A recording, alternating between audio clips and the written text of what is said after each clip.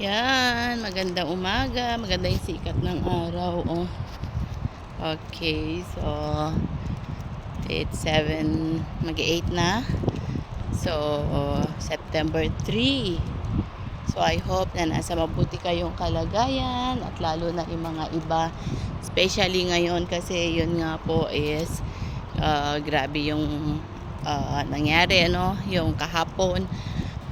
Yung typhoon, no, talagang nabaha na sa ibang lugar, and ngayon yata is from going yung typhoon, Cordillera from north. So we need to pray na all is well or is okay. Sad talaga, no, na may mga ganito nangyayari, but we're not control for everything kasi may mga purpose ang ating Panginoong Diyos, di ba? So hindi ko rin alam kung bakit at paano, but still God is good, di ba? So manalangin po tayo at continue natin ang atin sa ang Panginoon. So let's pray po. Lord, salamat po sa umagang kay ganda.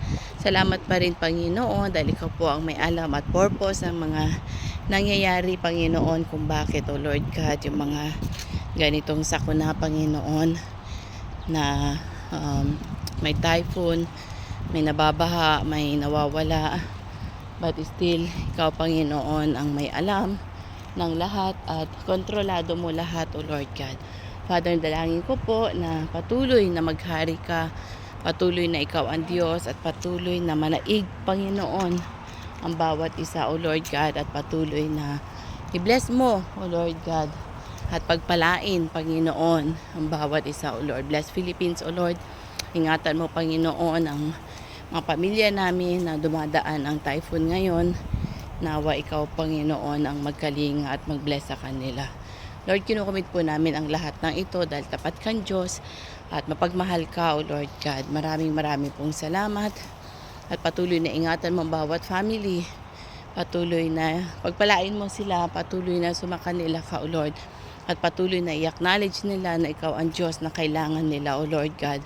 Ikaw ang Diyos, Panginoon, na naghahari, at ikaw ang Diyos, Panginoon, na nagbibigay at nagsustain, O Lord God. Father, we commit everything unto you. In Jesus' mighty name we pray. Amen and amen.